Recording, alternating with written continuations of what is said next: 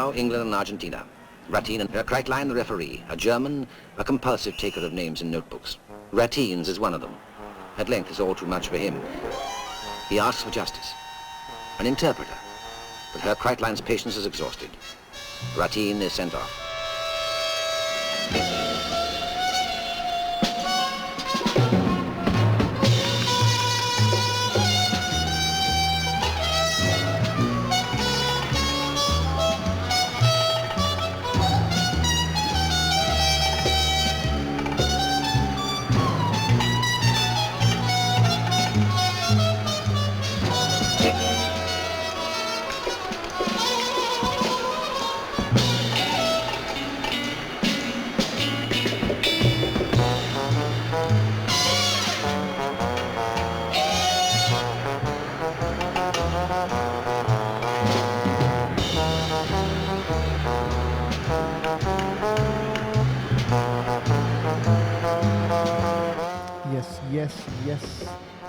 Yes.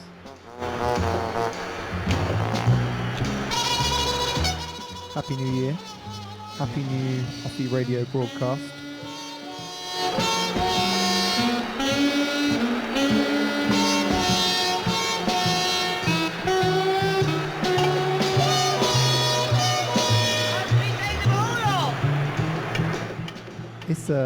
It's a little history lesson today.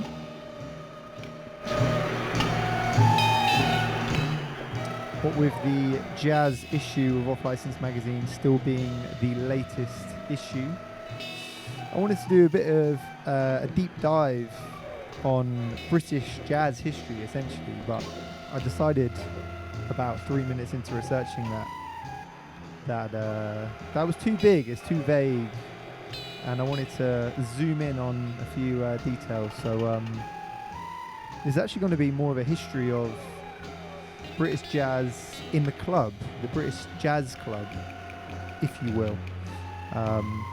So yeah, that's what we're doing for the next hour. I'm starting with an outlier in that regard. This is one of the songs on the official score of the 1966 World Cup, which was played in England. The Football World Cup, that is. This one's called England v Argentina. I'll tell you a bit more about it in a bit, but yeah, just listen. Weird, isn't it? Imagine a jazz score for a FIFA World Cup. Sepp Blatter would never.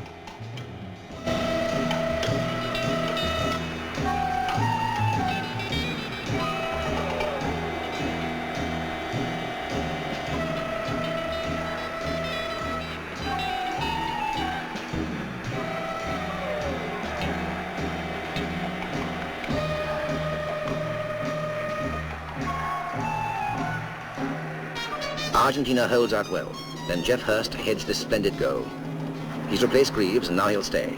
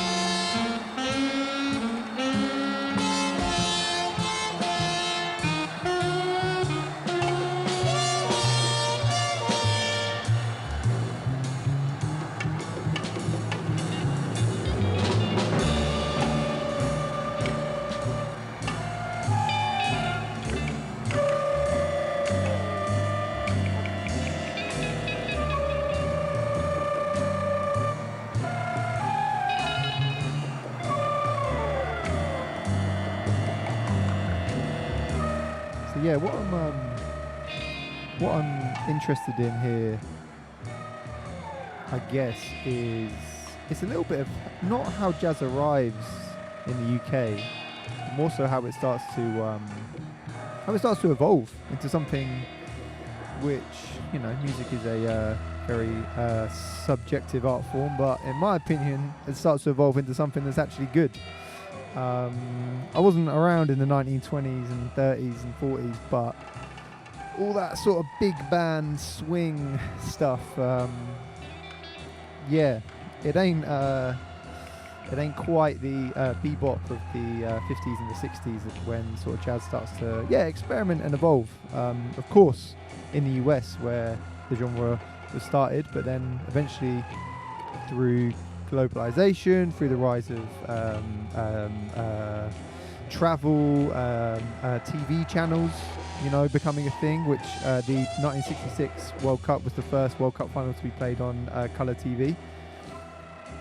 You know, the music and the culture of the US starts to really spread. So, and in that, the jazz club itself starts to spread across the world as well. So, yeah, what we're doing here is like, it's more of a history of the jazz club in the UK, how it started to kind of evolve from a bit more of a big band and a ballroom sort of thing and turn into something, just a bit more interesting.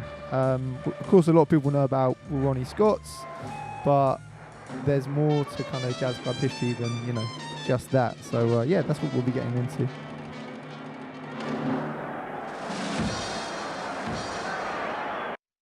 But yeah, as I say, that was England v Argentina, including Ratin's walk, Ratin being the Argentina captain, I think, at the time. That was by John Hawksworth. I found that because I'm an absolute football nerd, and over the Christmas break I was channel surfing and went on the official FIFA TV channel, and they were running the 1966 official World Cup film. And straight away I was like, what? The soundtrack for this is nuts. So I had to look into it. And it's a British jazz artist by the name of John Hawksworth, who, and I think this is why I wanted to include it, even though this is not the sort of thing you'd have heard in a jazz club at the time. But although he played in bands, he made a living through doing scores and, songs for films, songs for TV. And that's because, in spite of in the US, there being a huge kind of jazz scene which was able to some extent self-sustain itself economically, in the UK that wasn't quite there yet, unless you were doing big band and like kind of commercial swing. So a lot of the really, really great artists of the time made a lot of their money through film scores and that. So that's why I wanted to include that one. The game itself, England won, of course. They ended up winning that World Cup. And that's the game where Alf Ramsey, the England manager, stopped the England players from swapping shirts with the Argentina players because it was a particularly nasty game. But that's where I wanted to start. So 1966 is where we start, but I'm going to keep it moving by moving back already. We're going to go to some point between 1949 and 1951. Reason being, so London is of course a really important part of jazz club history in the UK, and specifically Soho in the West End, where there's still a number of jazz clubs today. That's where Ronnie Scott's is. But one of the first jazz clubs to start to showcase bebop music, the music that was coming, you know, from the US at the time and was starting to kind of find itself in the UK, was a club called Club 11. So this club, very small, very dingy, and sort of by the late 1940s, Britain, as I say, is still completely dominated by big band swing. So that kind of commercial, slightly cheesy, bit snooty live music played by like a huge band, a huge orchestra. And a lot of the musicians at the time were hearing it and just thinking like, I want to make something more interesting, as was happening in the US at the time. So Club 11 is called Club 11 because it was started by 11 jazz musicians. So it was like a co-ownership. It had two house bands. One of them was led by Ronnie Scott, who we'll be hearing a lot from later. Another was led by a guy called John Dankworth. Great name. Probably a good rap name for a UK hip-hopper these days. I say these days, maybe like 2007. And Club 11 was one of the first places in Britain that was actually dedicated to bebop, so music that you listen to as much as you dance to, and more of a listening room than a ballroom in that sense. So more experimental music, and it's the first time that kind of British jazz had a space to kind of consciously step beyond that kind of big band era, something smaller, something a bit sharper. And this is an actual live recording from John Dankworth's band, as I say, some point between 1949 and 1951 when the Club 11 was open. So apologies for the sound quality, but this is what a jazz club in Soho would have sounded like all the way back then.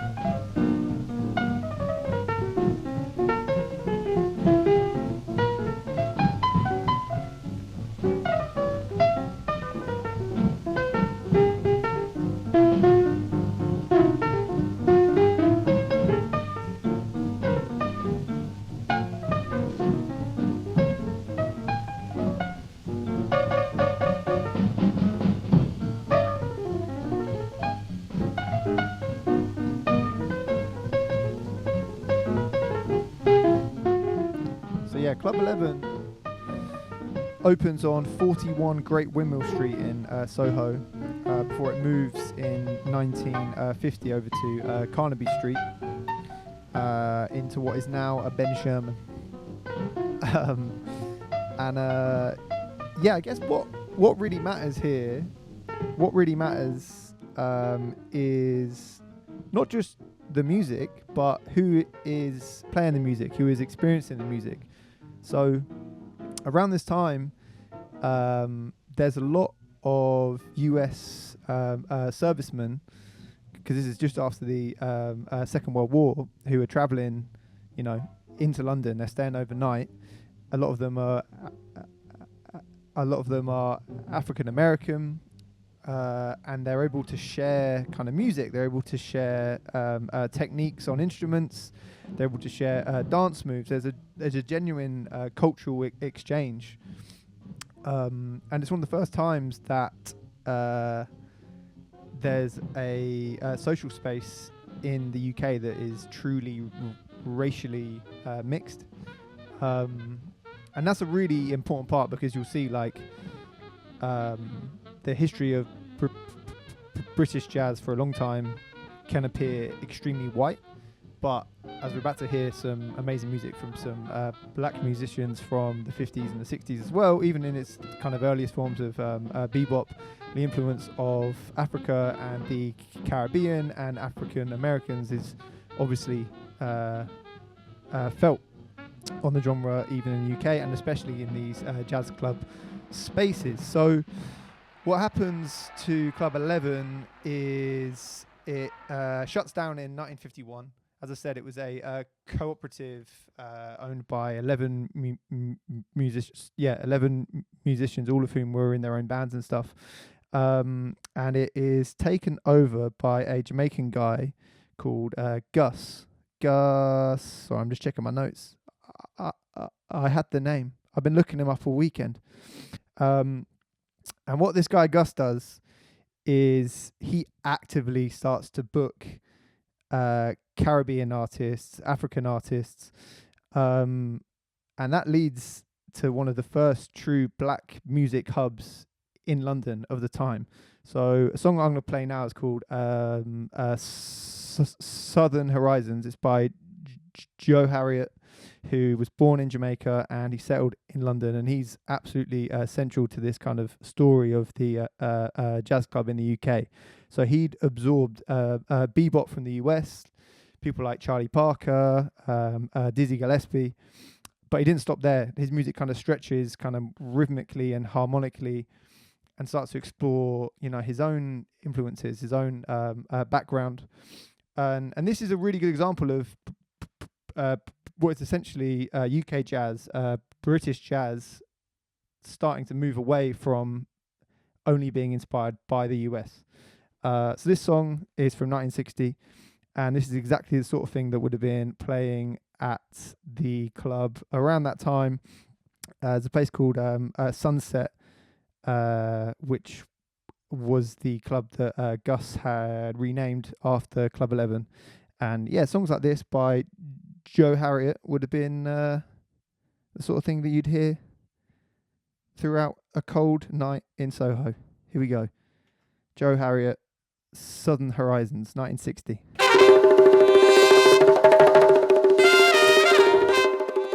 You see how we're already moving way away from that kind of big band stuff now. It's a lot more fun.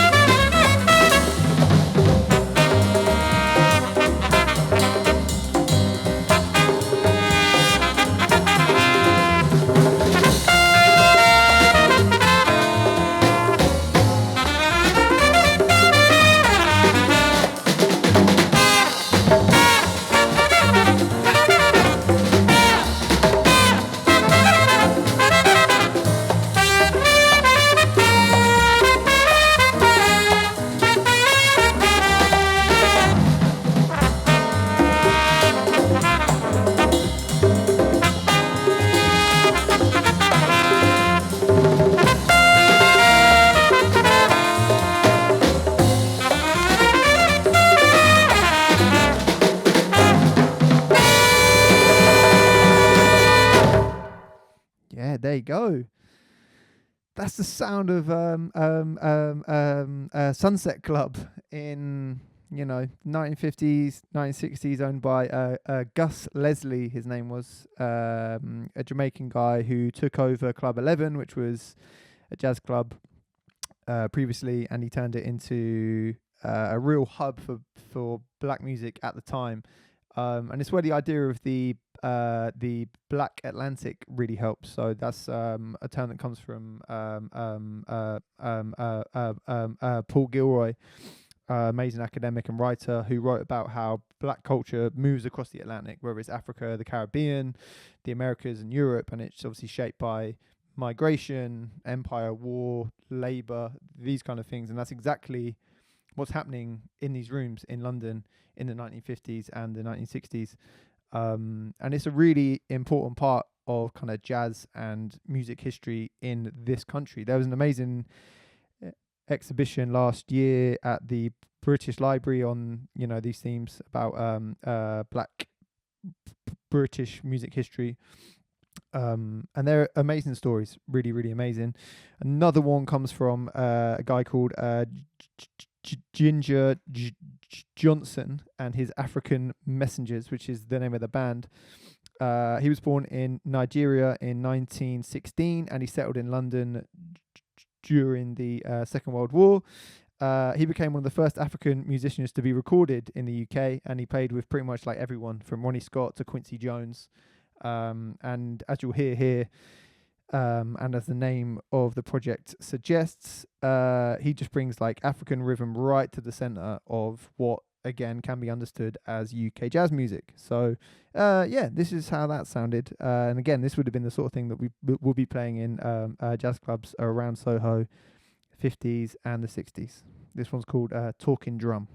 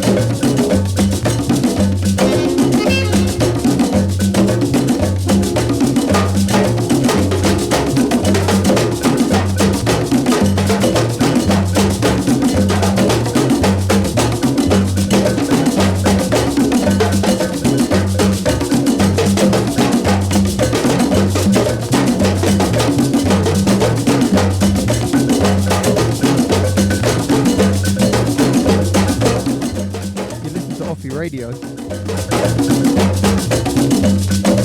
This is a brief history of British jazz in the club, in the jazz club.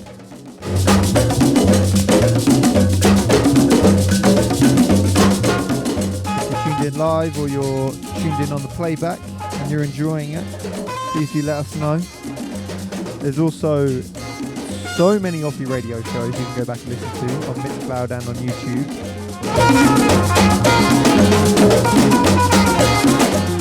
All sorts of themes, all sorts of genres, all sorts of concepts explored throughout hours and hours of online community radio.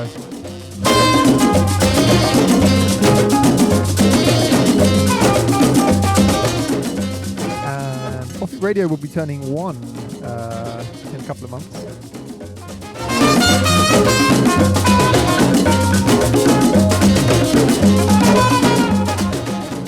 It is early days for Offie Radio.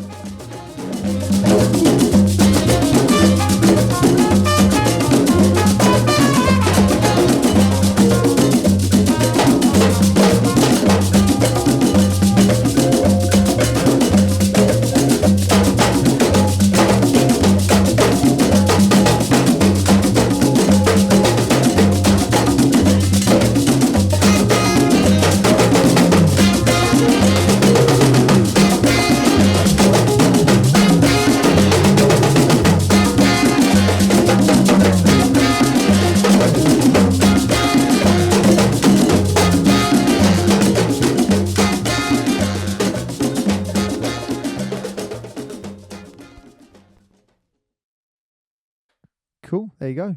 Talking Drum, that was by Ginger Johnson and his African Messengers. I'm going to keep it moving. More music. Russ Henderson, West Indian Drums, will be next. Russ Henderson was a Trinidadian and hugely important figure once again in kind of the post-war London music scene. It just shows that Caribbean music, black music, it's not on the edges of British jazz music history. It's right in the centre. And whilst we will be kind of moving on to that, the almost the Ronnie Scott's era or the framing of British jazz history through Ronnie Scott's, you know, these other spaces like a Sunset Club, like Club 11, they're really, really important to the story. So I really wanted to underline that. And yeah, as I said, this one's called West Indian Drums, and it's beautiful. So yeah, here we're getting, you know, I mean, look, the clue's in the title, but we're getting influences from the Caribbean now, so clearly heard in the music that even so soon after, you know, these US records are being heard in the UK for the first time, you know, the likes of Miles Davis Kind of Blue comes out in 1959, I think. The John Coltrane records and whatnot, they're out. They're really doing the rounds by this point. But already the UK artists are hearing that. They're influenced by it, but they're also bringing in new sounds that are unique to them. And Russ Henderson is probably one of the artists who kind of sums up that approach the most. Do look him up. There's a lot of information about him online. Offie Radio, West Indian Drums by Russ Henderson. You're currently in Soho in 1960 something.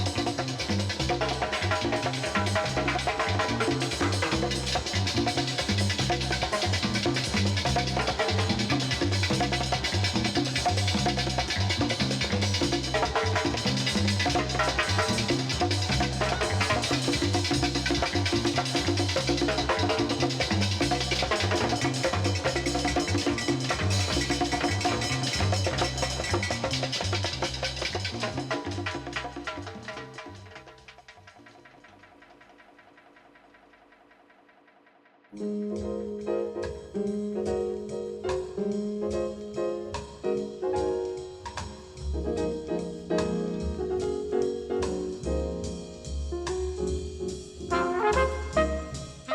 now listen to Morning Blue by Sheikh Keen. He was born in St Vincent. He's based in London. He's a poet and a trumpeter, and he worked really closely with Joe Harriott, who we had earlier. Yeah, again, this is, we're sort of getting into that kind of Ronnie Scott's era now. I'd say Ronnie Scott's would be open by this point in time.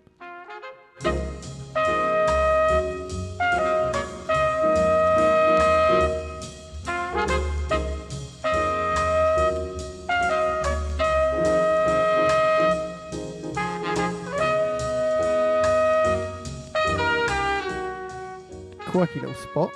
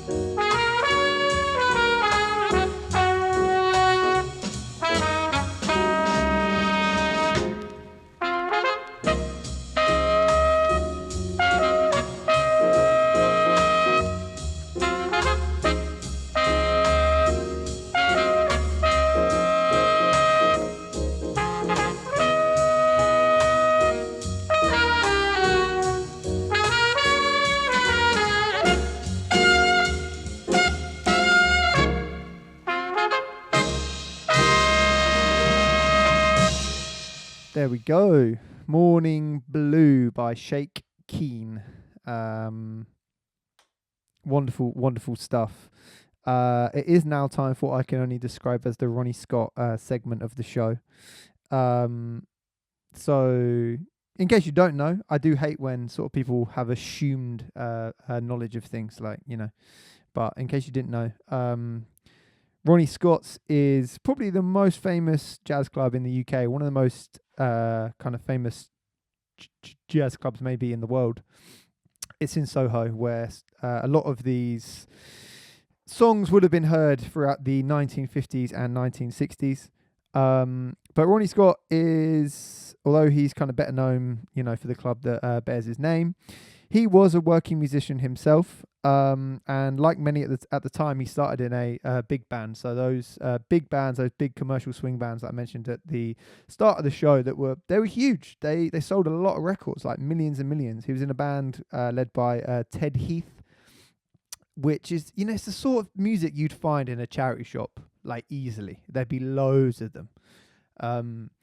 That's the sort of music that was commercially successful at the time, whereas this kind of jazz club emergence is us kind of moving away from that. And Ronnie Scott was really, really integral to that across the whole scene at the time, really. So he craved sort of something smaller, something more intimate than the big orchestras and the big bands that he was playing in to make money. So he and his peers, they'd actually play on transatlantic liners, huge ships that would go from the UK over to New York, and they would play as musicians on the ship. And when they get to the other side, they'd be able to spend a few days and soaking up, the jazz clubs of New York City at the time. And this is the late 50s. This is the 1960s, and even the early 50s. So we're really getting some true innovative jazz music at this time, and they're witnessing it live, and it's blowing their minds, as it would.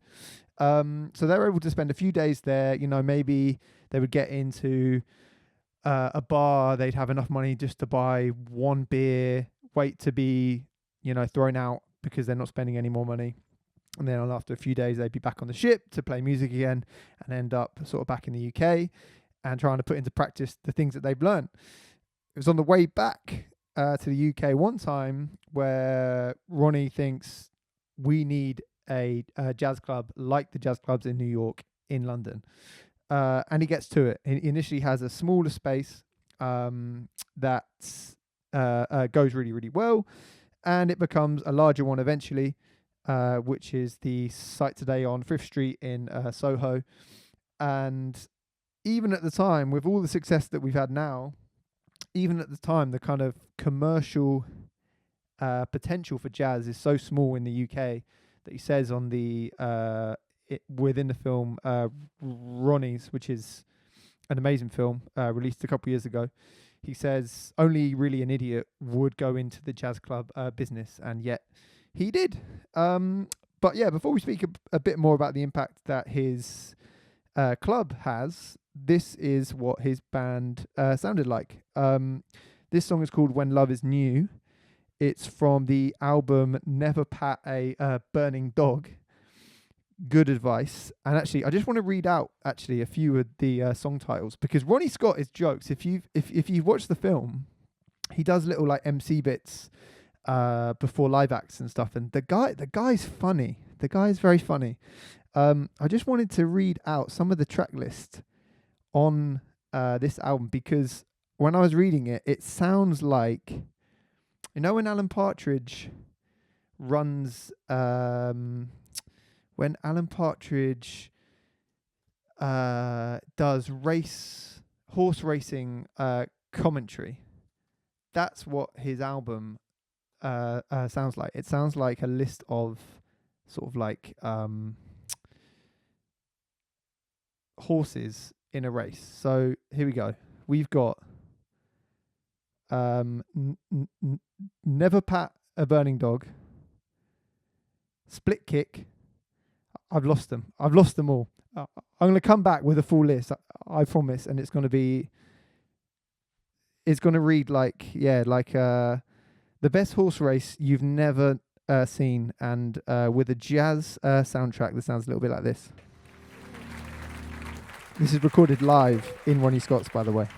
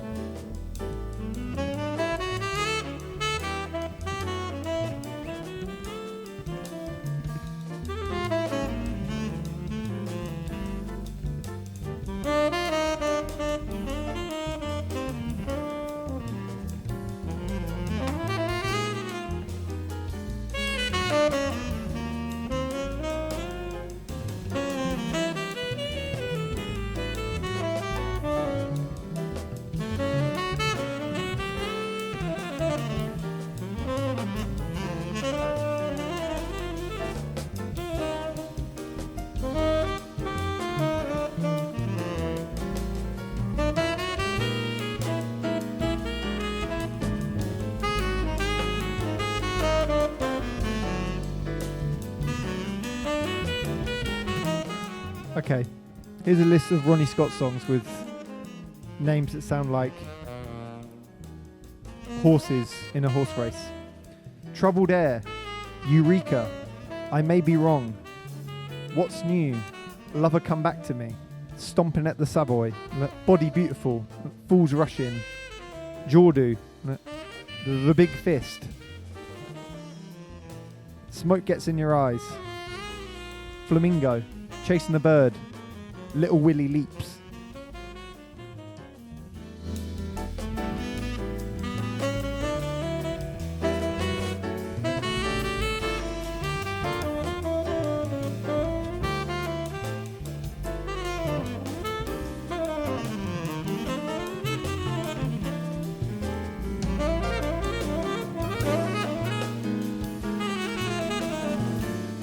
Scrapple from the Apple, Lady Be Good, Ow, Stoned, and the winner, just over the line. Have You Met Miss Jones?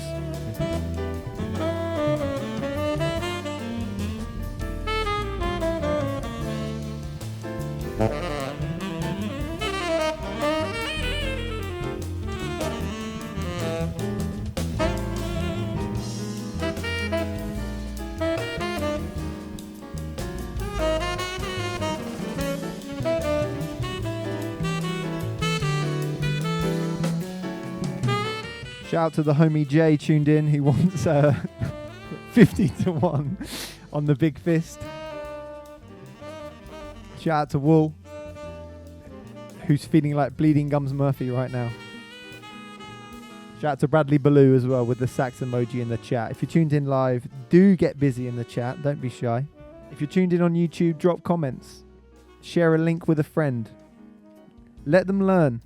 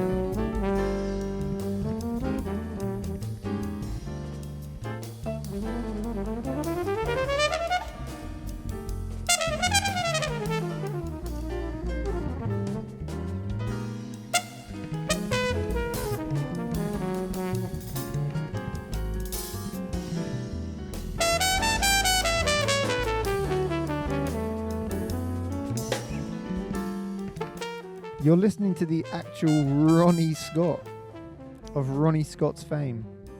Heard of him on Offie Radio on this A History of British Jazz in the Club special.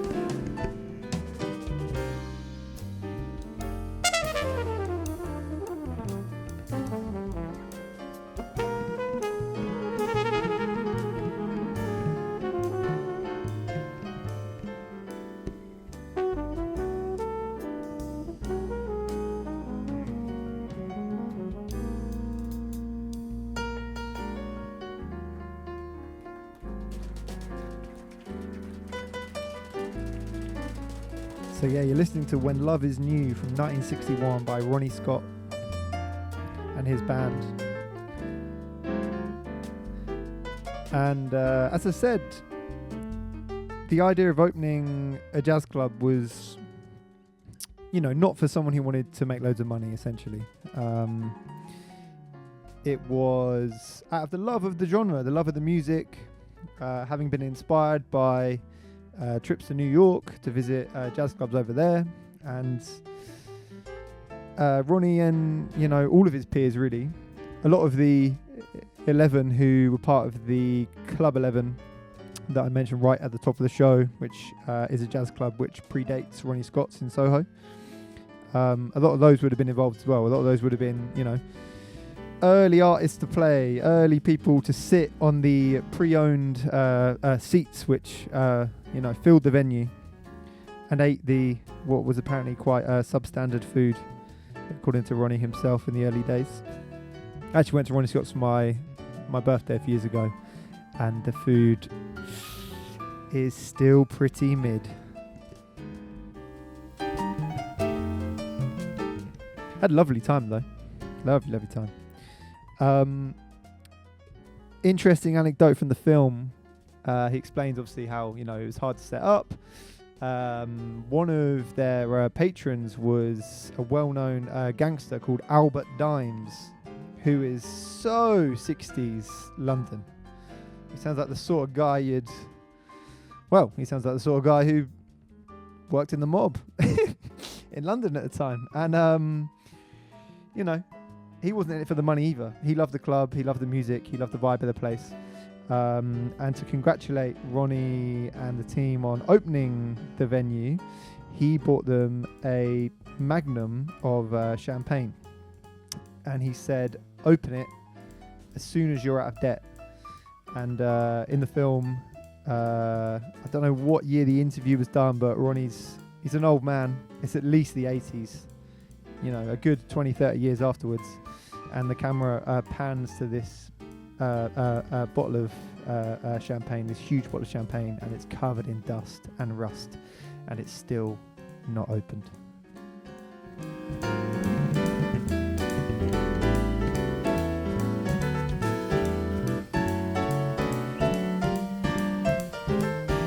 So do support grassroots music venues if you can.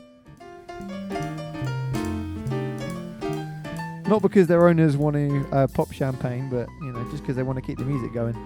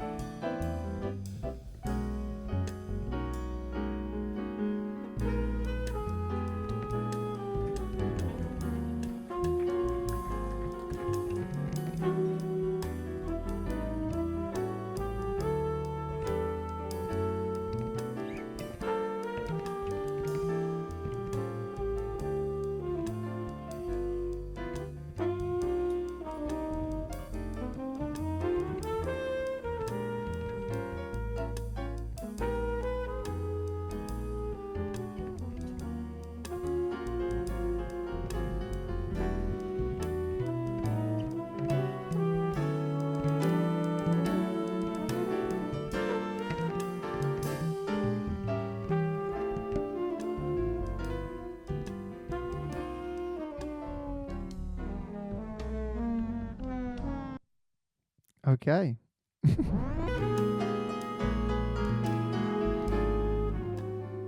So I was just experimenting with the vinyl break there. I will get my turntables fixed soon. Also, the fact that I have access to all music through the medium of MP3 does mean that I get very specific with these themes, so it's not the worst thing. Ronnie Scott there, When Love Is New, 1961.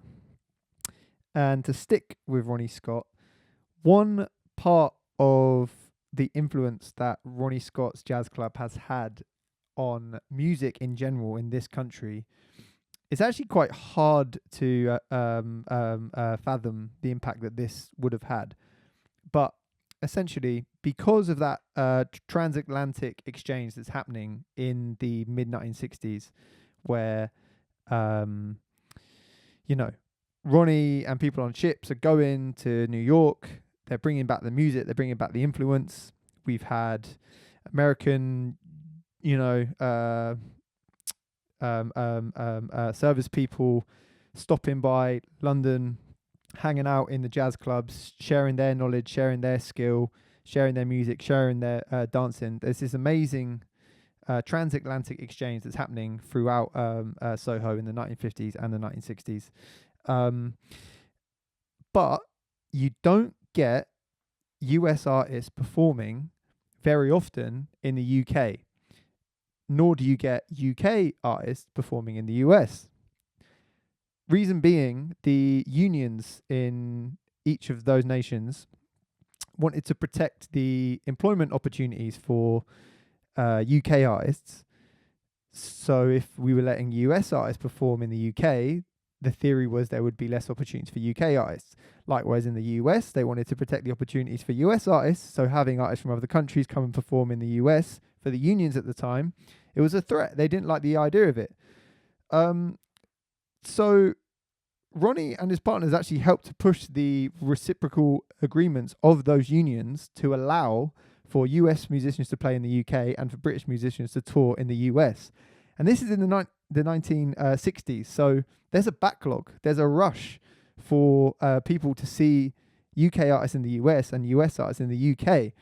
There's a great line in the film, Ronnie's, where he says, the Sex Pistols went to America and we got Sonny Rollins. What a bargain. Or to put it in another way, the US got to watch the Beatles and the UK were able to see the likes of Yusuf Lateef playing in Ronnie Scott's for the first time. Can you imagine how exciting it would be to have heard a few of these records, a few of the innovators of this amazing music, but you never have the chance to see them in real life? And it's such a performative genre of music as well. It's all live, it's all recorded live. And all of a sudden, thanks to Ronnie Scott and his, little crew, they're changing the kind of legislation of UK and US music to allow for that cultural exchange in terms of live terms.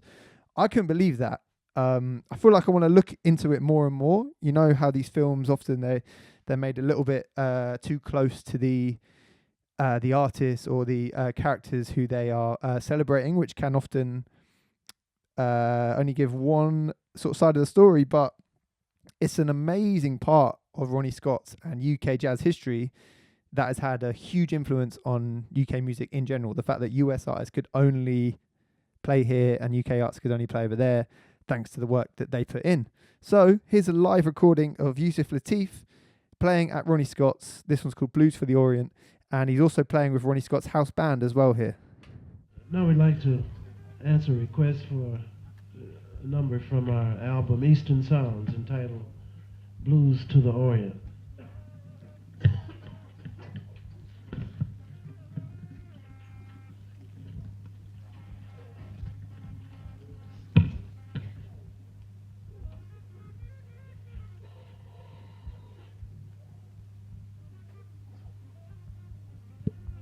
It's coming. Be patient. You just, have another sip of your flat lager.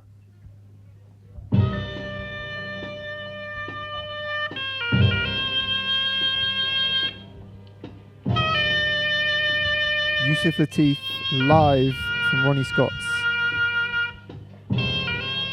1966.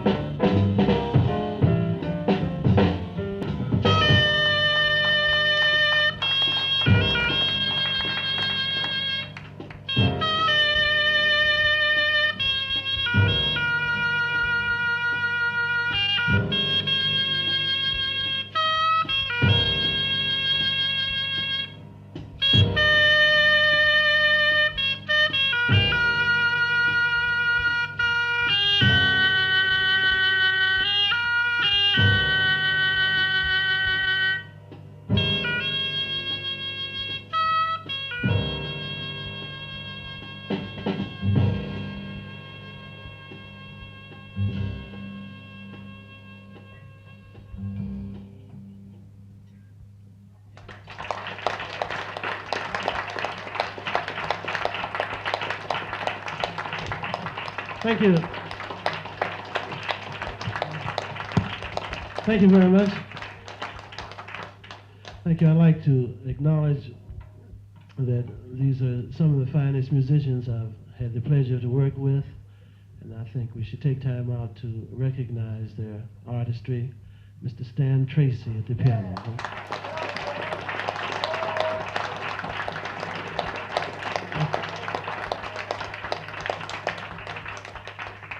And our bassist, Mr. Rick Laird.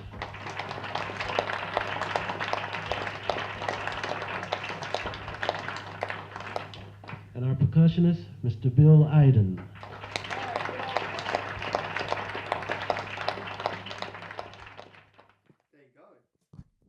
There you go. Yusuf Lateef there playing live at Ronnie Scott's in the 1960s with the Ronnie Scott's House Band, as he introduced at the end there.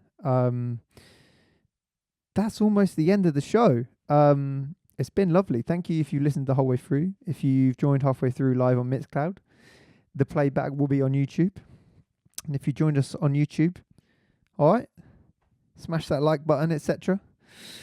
Thanks to the Mixcloud chat. AVM World says drop the standing desk link. Well, funnily enough, the standing desk link is actually a transatlantic exchange in itself. My uncle from Canada, he bought it for my granddad because my granddad, when he was very, very old, used to spend a lot of time on the sofa. And because the desk moves up and down, he thought, okay, we'll get it really, really low and it'll be perfect when he's just sat on the sofa. Sadly, it didn't go low enough. So Greg got a free standing desk. Great stuff. I got one more song to play. In a way, I'm ending where we started. We've gone through the jazz clubs, having started with a film score, and we're going to end with a film score. Reason being is because I think the fact that, yeah, the film scores are so prevalent when you're looking for jazz music from the UK in the 1960s just shows you how hard it was to make a living with it. But also shows you, the standard of musicianship out there was really good and were heard worldwide. I also wanted to play it because it involves Cleo Lane, who's an amazing vocalist. And as you might have noticed by the sheets I'm holding here in my hand, I did a lot of research for this show, and I really wanted to go deep on women in British jazz, and there's so little information about who these women are or how many of them there were, how hard it was for them to get studio time to record. But Cleo Lane is someone who had a really, really long career, went on to, sing on some huge commercial albums outside of jazz as well. But she's someone who is around the jazz clubs this time. She is an in-demand vocalist from London at the time. And yeah, her voice is incredible. And this song is called Let's Slip Away. It's from a film called, what's it called? From Saturday Night to Sunday Morning.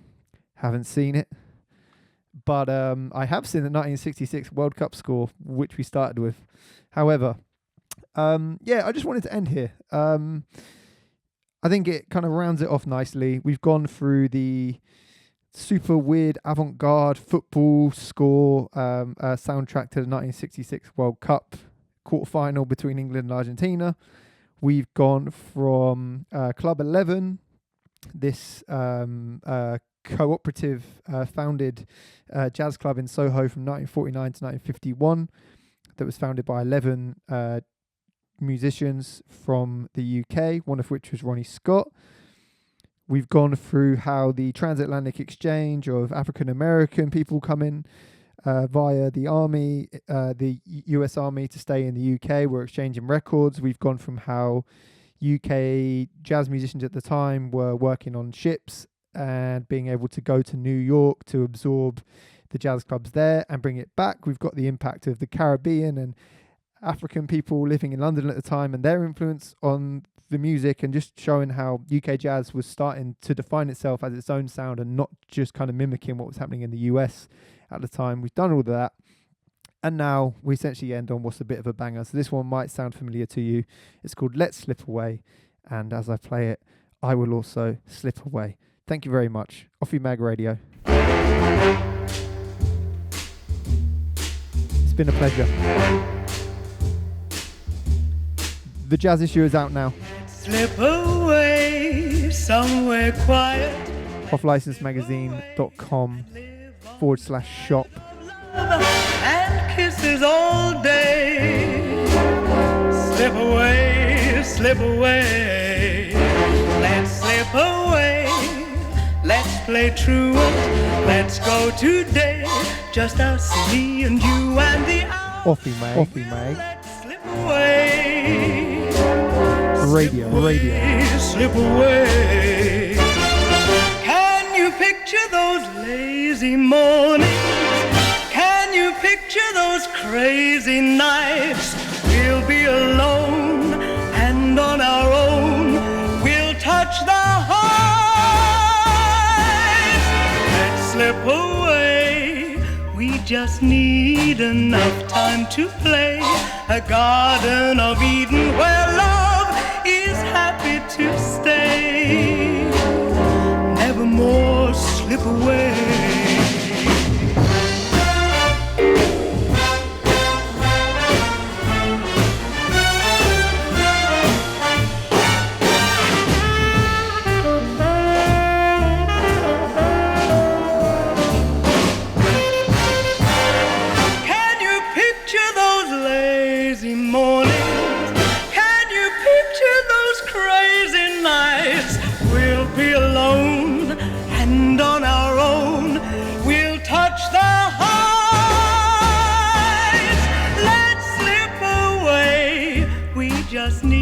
Enough time to play a Garden of Eden where love is happy to stay.